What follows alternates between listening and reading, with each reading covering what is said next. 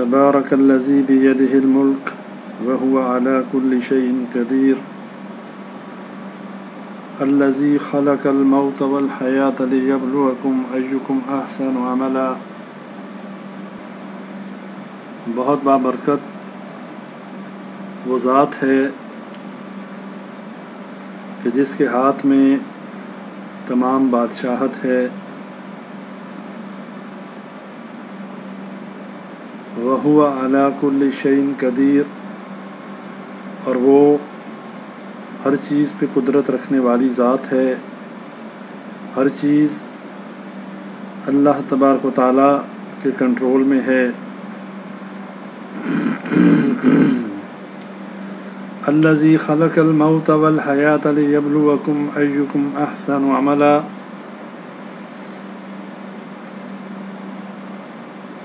وہ ذات جس نے زندگی اور موت کو پیدا کیا اور اس زندگی اور موت کے پیدا کرنے کا فلسفہ، اس کا مقصد کیا بیان کیا۔ الذی خلق الموت والحیاة لیبلوکم ایکم احسن عملا۔ اللہ یہ دیکھنا چاہتا ہے کہ اس زندگی اور موت کو پیدا کر کے یہ دیکھے کہ تم میں کون اچھے عمل کرتا ہے۔ انسان جب پیدا ہوتا ہے تو حدیث کے حوالے سے، جیسا کہ حدیث میں آیا کہ جب بچہ پیدا ہوتا ہے تو وہ دین فطرت پہ ہوتا ہے، یعنی ہر بچہ وہ خواہ کسی مسلمان کے گھر میں پیدا ہو، کسی یہودی اور عیسائی کے گھر میں پیدا ہو، وہ دین فطرت یعنی اسلام پہ ہوتا ہے۔ اس کے بعد اس کا ماحول، اس کے ماں باپ، اس کا کلچر، اس کے حالات اسے یا یہودی بنا دیتے ہیں یا عیسائی بنا دیتے ہیں یا مجوسی بنا دیتے ہیں۔ لیکن اس روایت میں یہ نہیں کہا گیا کہ اس کے حالات یا اس کے ماں باپ اس کو مسلمان بنا دیتے ہیں۔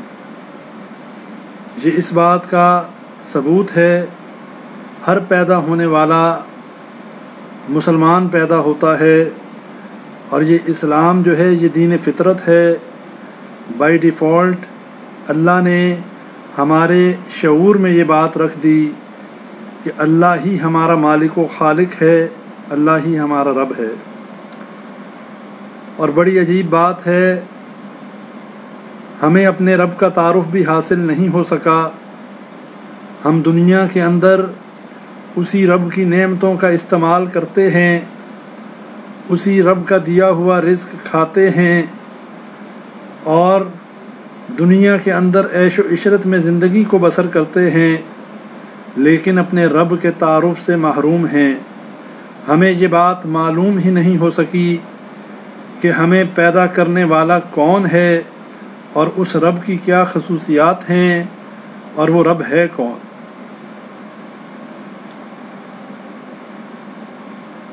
اور اسی لا علمی اور جہالت کی وجہ سے کئی قوموں نے اللہ رب العالمین کا انکار ہی کر دیا۔ کئی لوگوں نے اس بات کا انکار کر دیا کہ اس نظام کو، اس کائنات کو چلانے والی کوئی ہستی ہے۔ لیکن یہود و نصارہ اور اہل کتاب وہ اس بات کا اقرار کرنے والے مشرکین مکہ جو کہ نبی صلی اللہ علیہ وسلم کے دور میں وہ بھی اس رب کا اقرار کرنے والے تھے، وہ بھی یہ بات مانتے تھے کہ اللہ رب العالمین ہے اور وہی ہر چیز کا مالک ہے، بارشوں کا برسانے والا، دن اور رات کا نکالنے والا، آسمان و زمین کا مالک اللہ رب العالمین ہے۔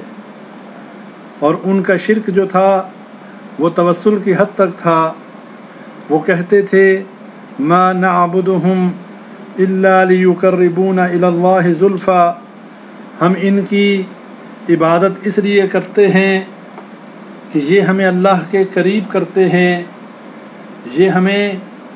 اللہ کا قرب دلاتے ہیں۔ یہ مشرکین مکہ کا عقیدہ تھا۔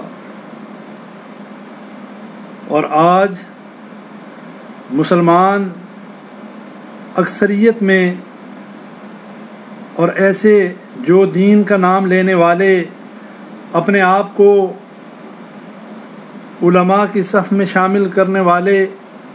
اپنے آپ کو مفکر اسلام سمجھنے والے، اپنے آپ کو شیخ الاسلام سمجھنے والے، انہیں یہ بھی معلوم نہیں ہو سکا کہ اللہ رب العالمین ہے کہاں۔ اللہ قرآن میں کہتا ہے الرحمن علی العرش استوی، اللہ عرش پر مستوی ہے، لیکن آج کا مسلمان، آج کا جاہل مسلمان یہ کہتا ہے اللہ ہر جگہ ہے۔ اگر پوچھا جائے اللہ کہاں ہے تو وہ کہتا ہے کہ اللہ ہر جگہ ہے، جبکہ اللہ کا قرآن یہ کہتا ہے الرحمن علی العرش استوی، اللہ عرش پر مستوی ہے۔ آج اللہ کا مختصر تعارف آپ بھائیوں کے سامنے رکھنا چاہتا ہوں۔ ہمیں یہ بات معلوم ہونی چاہیے ہمارا رب کون ہے، ہمارا رب ہمیں کس طریقے سے اس دنیا میں لے کر آیا اور کیسے وہ رب ہمیں آخرت میں اٹھانے پر قادر ہے۔ وہ رب جب کچھ نہ تھا ہمارا رب موجود تھا، اور جب کچھ نہ رہے گا اللہ رب العالمین موجود ہوگا۔ یہ بات حضرت یونس علیہ السلام کے واقعے سے بھی ہمیں پتہ چلتی ہے کہ جب ان کی قوم کے اوپر اللہ کے عذاب کا فیصلہ ہو گیا اور کشتی میں سوار ہو گئے، انہوں نے یہ خیال کیا، انہوں نے یہ گمان کیا کہ اب میری قوم پر اللہ کا عذاب آ کر رہے گا، اور وہ اللہ کی اجازت کے بغیر اپنی قوم اور اپنی بستی کو چھوڑ کر کشتی میں سوار ہو گئے۔ جبکہ ان کی قوم نے اس کے بعد اللہ کے آگے آہ گزاری کی اور اللہ کے سامنے گڑ گڑا کر رو رو کر اپنے گناہوں کی معافی مانگی، اللہ نے ان کے اوپر سے عذاب کو ٹال دیا۔ اب حضرت یونس علیہ السلام کشتی میں سوار ہوئے، رستے میں کشتی کو طوفان نے گھیر لیا۔ کشتی کے مسافر کہنے لگے لگتا ہے کہ کوئی غلام اپنے آقا سے بھاگا ہوا ہے، اور جب انہوں نے قرعہ اندازی کی تو نام حضرت یونس علیہ السلام کا نکلا، اور اس طرح حضرت یونس علیہ السلام کو پانی کے حوالے کر دیا گیا، اور یہ سب کچھ اللہ کی مرضی اور مشیت سے ہوا۔ حضرت یونس علیہ السلام جب سمندر میں دریا میں کود گئے تو ایک مچھلی نے حضرت یونس علیہ السلام کو اپنا لقمہ بنا لیا، اور اس طرح حضرت یونس علیہ السلام مچھلی کے پیٹ میں 3 دن تک رہے۔ اب وہاں پر یہ دیکھنا پڑے گا کہ نہ صرف اس پانی کی تہ میں اندھیروں میں اور پھر مچھلی کے پیٹ کے اندھیرے سے یونس علیہ السلام نے کس کو پکارا، اور وہ دعا جو ہے اللہ نے ہمیں سکھانے کے لیے اس کا ذکر قرآن میں بھی کر دیا، اور فرما دیا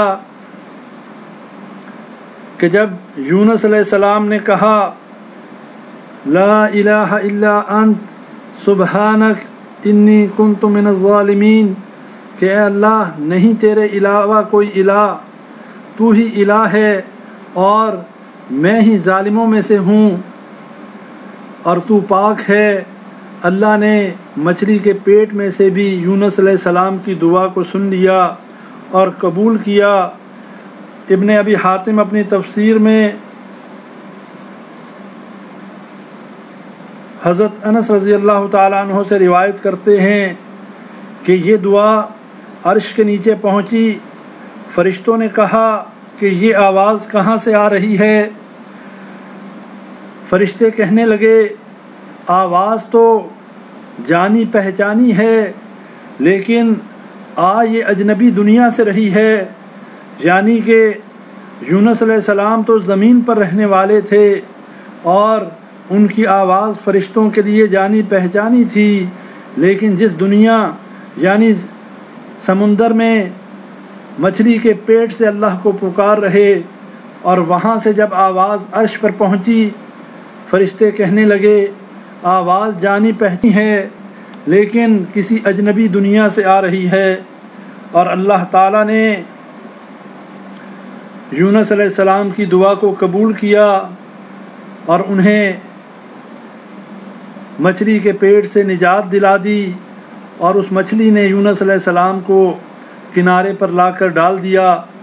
بھائیو، یہ بات سمجھنے والی ہے کہ جب کوئی بھی واسطہ اور وسیلہ کام نہیں آتا، جب کوئی بھی چارہ جو ہے وہ کام نہیں آتا، جب انسان ہر طرف سے مایوس ہو جاتا ہے، جب ڈاکٹر جواب دے دیتے ہیں، جب دنیا کے تمام وسیلے اور واسطے جو ہیں، تمام ریسورسز ختم ہو جاتے ہیں، جب انسان ہر کوشش کر کے تھک جاتا ہے، اس کے بعد اس کے ہاتھ جو ہیں اس رب العالمین کی طرف اٹھتے ہیں۔ اس کے بعد وہ یہ سمجھ جاتا ہے کہ اب اگر کوئی ہستی بچا سکتی ہے وہ اللہ رب العالمین کی ہستی ہے، حالانکہ سب سے پہلے بھی اللہ ہی کی طرف رجوع کرنا چاہیے، اور سب سے آخر میں جب کوئی چارہ گر نہ ہو تب بھی اللہ ہی سے رجوع کرنا چاہیے۔ لیکن ہوتا یہ ہے انسان اپنی بساط کے مطابق کوشش کرتا ہے اور اس کوشش میں لگا رہتا ہے کہ شاید یہاں سے آرام مل جائے، شاید وہاں بہت بڑا ڈاکٹر ہے وہ میرے بچے کو بچا لے، اور اسی چکر میں انسان کئی دفعہ اپنا ایمان بھی کھو بیٹھتا ہے۔ بتانے والا کوئی کسی مزار کی طرف بھیج دیتا ہے، کوئی کسی پیر اور بزرگ کی طرف بھیج دیتا ہے، اور کمزور ایمان والے اپنا ایمان بھی بیچ آتے ہیں، اپنے ایمان کا سودا کر لیتے ہیں، اور ایسے شرک کے اڈوں پر جا کر ایسے کام اور ایسی حرکتیں کر بیٹھتے ہیں جس سے وہ شرک میں مبتلا ہو جاتے ہیں، اور صرف اپنی اولاد، اپنے کاروبار اور اپنی مشکلوں کو حل کروانے کے لیے ایسے ناجائز ذرائع استعمال کرتے ہیں جس سے ان کے مسئلے بھی حل نہیں ہوتے اور رب العالمین بھی ناراض ہو جاتا ہے۔ ہمارے لیے یونس علیہ السلام کے واقعے میں یہ سبق ہے کہ جیسے بھی حالات ہوں، کوئی واسطہ وسیلہ ہو یا نہ ہو، کوئی سورس ہو یا نہ ہو، ہمیں ہر حال میں اللہ کو پکارنا چاہیے۔ اسی طرح حضرت ایوب علیہ السلام کا واقعہ بھی ہمارے سامنے ہے کہ جب اللہ تعالیٰ نے بیماری کے ذریعے ایوب علیہ السلام کو آزمایا، اور بیماری بھی ایسی کہ سب کچھ لٹ گیا، اولاد ختم ہو گئی، مال و اسباب ختم ہو گیا، اور بستی والوں نے بستی سے باہر لا کر ڈال دیا، صرف ایک ان کی بیوی، ان کی خدمت کرنے والی، باقی بیویاں بھی ساتھ چھوڑ گئیں۔ اس وقت ایوب علیہ السلام نے کس کو پکارا؟ وَأَيُّوبَ إِذْ نَادَى رَبَّهُ أَنِّي مَسَّنِيَ الضُّرُّ وَأَنْتَ أَرْحَمُ الرَّاحِمِينَ۔ اللہ قرآن میں فرماتا ہے کہ جب ایوب علیہ السلام نے اپنے رب کو پکارا اور کہا کہ اے میرے رب، میں اس تکلیف میں مجھے جو ہے تنگ کر دیا ہے، میں اس تکلیف میں بہت تنگی میں ہوں، اے رب العالمین، اے ارحم الراحمین، میرے اوپر رحم فرما۔ اللہ نے ایوب علیہ السلام کی دعا کو قبول کر لیا۔ اور اسی طرح ابراہیم علیہ السلام کا واقعہ دیکھ لیں، آگ کے اندر پھینک دیا گیا، لیکن آگ ابراہیم علیہ السلام کو نقصان نہ پہنچا سکی۔ کیوں؟ اپنے رب کے اوپر کامل ایمان اور توکل تھا، کسی قسم کی بھی گھبراہٹ کا شکار نہیں ہوئے، جبریل علیہ السلام کی مدد کو بھی گوارا نہ کیا،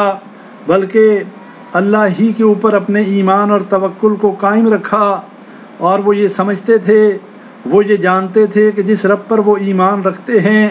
وہ رب کسی واسطے اور وسیلے کا محتاج نہیں ہے، وہ حی لا یموت ہے، وہ علی کل شیء قدیر ہے، وہ ہر چیز پر قادر ہے۔ اس رب کے لیے صرف کلمہ کن کہہ دینا کافی ہے اور وہ بات ہو جاتی ہے۔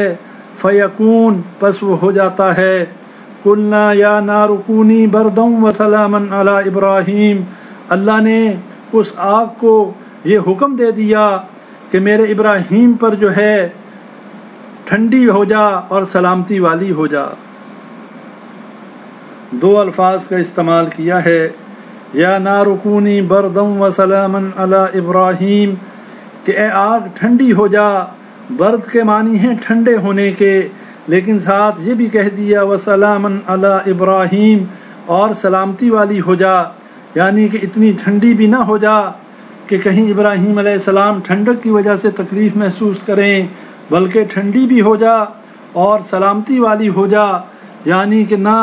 بہت زیادہ ٹھنڈی ہو اور نہ ہی تیرے اندر تپش ہو کہ ابراہیم علیہ السلام اس سے تکلیف محسوس کریں۔ بھائیو، یہ قرآن ہمیں یہ بتاتا ہے، یہ آیات ہمیں، یہ مثالیں ہمیں یہ بتاتی ہیں، اللہ رب العالمین کو اگر سچے دل کے ساتھ پکارا جائے، اللہ کے اوپر ایمان اور یقین کامل ہو، تو کوئی وجہ نہیں ہے کہ اللہ تعالی ہماری مدد نہ کرے۔ لیکن ہمارے دلوں کے اندر نہ تو اللہ کی وہ سچی محبت ہے، نہ ہی ہمارے دلوں کے اندر ویسا ایمان ہے، ہمارے دلوں کے اندر بے یقینی کی کیفیت ہوتی ہے، اور پھر بے صبری کا معاملہ بھی ہے، ہم صبر بھی نہیں کرتے، اور جب ہمیں ذرا سی تکلیف پہنچتی ہے پھر ہم ایسی ناشکری والی باتیں کرنا شروع کر دیتے ہیں۔ ساری زندگی جس رب کی نعمتوں کا استعمال کرتے ہیں، ساری زندگی جس رب کا دیا ہوا رزق کھاتے ہیں، اس وقت تو ہمیں اس رب کا شکر ادا کرنا یاد نہیں رہتا۔ جب ہمارے اوپر کوئی بیماری آتی ہے، جب ہمارے اوپر کوئی آزمائش آتی ہے، پھر ہم وہ ساری نعمتیں فراموش کر دیتے ہیں، وہ سارے احسانات بھول جاتے ہیں، اور پھر ہم شکوہ کرنا شروع کر دیتے ہیں، پھر ہم شکایتیں شروع کر دیتے ہیں۔ بھائیو، یہ بہت بڑی بدبختی ہے۔ ہمیں اللہ رب العالمین کا ہر حال میں شکریہ ادا کرنا چاہیے، ہمیں اللہ کا شکر ادا کرنا چاہیے، اور اگر ہم آزمائشوں میں اور مشکل اوقات میں یہ چاہتے ہیں کہ ہماری مدد اللہ رب العالمین کرے، ہمیں مشکلوں سے بچائے، ہمیں آزمائشوں میں کامیاب کرے، تو بھائیو اس کا بڑا آسان حل ہے کہ ہمیں ان اوقات میں اللہ کا شکر ادا کرنا چاہیے کہ جن اوقات میں اللہ نے ہمارے اوپر خوشحالی رکھی ہے، جن اوقات میں ہم اللہ کی نعمتوں کا بے دریغ استعمال کرتے ہیں، جب ہم خوشحالی کی اور سکون کی اور خوش و خرم زندگی بسر کرتے ہیں، ان دنوں میں ہمیں اپنے رب العالمین کا شکر ادا کرنا چاہیے، اس لیے کہ جب کسی کے اوپر مصیبت آتی ہے، جب کسی کے اوپر کوئی دکھ کی کیفیت طاری ہو جاتی ہے، پھر تو ہر کوئی اللہ کو پکارتا ہے۔ اصل بات تو یہ ہے کہ جب ہمارے اوپر خوشحالی کا دورہ ہو، جب اللہ کی نعمتوں کی فراوانی ہو، جب مال اور اولاد کی کثرت ہو، اس وقت ہم اللہ رب العالمین کا شکر ادا کریں، اللہ کی نعمتوں کا شکر ادا کریں، اور یہ بات برملا کہیں کہ اے اللہ، ہم اس قابل نہیں تھے کہ جو نعمتیں تو نے ہمیں عطا کی ہیں، ہم اس قابل نہیں تھے۔ اس کا جتنا بھی ہم شکر ادا کریں، اپنے گناہوں کی جتنی بھی اللہ سے معافی مانگیں، یہ ہمارے ان اوقات کے لیے انشاءاللہ اس کے بدلے میں اللہ تعالی ہمارے مشکل اوقات میں ہماری مدد کرے گا۔ ایسے شخص کی مانند نہ ہو جائیں کہ جو اپنی خواہشات کو اپنا رب بنائے ہوئے ہے۔ ایسے لوگ بھی آپ نے دیکھے ہوں گے کہ جن کے نزدیک صرف اور صرف ان کی نفسانی خواہشات ان کے رب کا کردار ادا کرتی ہیں، جس کا ذکر اللہ نے قرآن میں کیا ہے۔ سورہ فرقان میں اللہ کہتا ہے اَرَأَيْتَ مَنِ اتَّخَذَ إِلَٰهَهُ هَوَىٰ، کیا تو نے ایسے شخص کو دیکھا ہے، کیا ایسے آدمی کو تو نے دیکھا ہے کہ جو اپنی خواہشات کو اپنا رب بنائے ہوئے ہے۔ بھائیو، یہ کون شخص ہے؟ یہ وہ ہے کہ جس کے لیے حلال و حرام کی کوئی تمیز نہیں، جس کے لیے اللہ کی عبادت کی کوئی حیثیت نہیں، جو صرف یہ چاہتا ہے دنیا میں زندگی ویسے بسر کرے جیسے اس کا دل چاہے، اسے کوئی روکنے والا نہ ہو، اس کے اوپر مذہب کی کوئی پابندی نہ ہو، اس کے اوپر کوئی روک ٹوک نہ ہو۔ اور بھائیو، یہ بہت بڑی بیماری ہے، یہ بہت بڑی بدقسمتی ہے۔ اگر کوئی شخص اپنی خواہشات کا بندہ بن جائے، اگر وہ اپنی خواہشات کو اپنا رب بنے، بھائیو یہ بہت بڑی بدقسمتی کی بات ہے۔ اس لیے کہ ایسا شخص پھر اس بات سے آزاد ہو جاتا ہے، پھر اس کے اوپر نصیحت اثر نہیں کرتی، پھر اس کا ایک ہی جنون ہوتا ہے، وہ اپنے نفس کا پجاری بن جاتا ہے۔ پھر اس کے لیے نہ تو حلال و حرام کی کوئی تمیز ہوتی ہے، پھر اس کے لیے نہ ہی اچھے برے کی کوئی تمیز ہوتی ہے، پھر اس کے نزدیک رب کے راضی اور ناراض ہونے کی بھی کوئی وقت نہیں ہوتی، اور یہ بڑی ہی خطرناک بات ہے۔ اللہ ہمیں ایسے شخص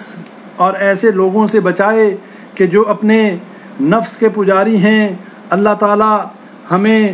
تقوی اختیار کرنے کی توفیق عطا فرمائے، اور ہمیں اپنے رب سے سچے دل سے محبت کرنے کی توفیق عطا فرمائے، اپنے رب کی نعمتوں کا شکر ادا کرنے والا بنائے، ہمیں ناشکرا نہ بنائے، اور اپنے رب کو پہچاننے کی توفیق عطا فرمائے۔ اس لیے کہ حساب کتاب کا وقت آنے والا ہے۔ اللہ قرآن میں فرماتا ہے، اقترب للناس حسابهم وهم فی غفلۃ معرضون۔ اللہ کہتا ہے کہ لوگوں کے حساب کا وقت قریب آ چکا، لیکن وہ اپنی غفلت میں، وہ ابھی بھی اپنی غفلت میں سوئے ہوئے ہیں، اپنی غفلت کے اندر سرکشی کرتے ہوئے نظر آتے ہیں۔ اللہ کہتا ہے کہ لوگوں کے حساب کا وقت قریب آ چکا، قیامت قریب آ چکی، یوم الحساب آنے والا ہے۔ بھائیو، اس دن کی تیاری کر لیجئے۔ میں اپنے گریبان میں دیکھوں، آپ لوگ اپنے گریبانوں میں دیکھیں۔ اللہ تعالی ہمیں صحیح معنوں میں کتاب اللہ اور سنت رسول اللہ پر عمل کرنے کی توفیق عطا فرمائے۔ وآخر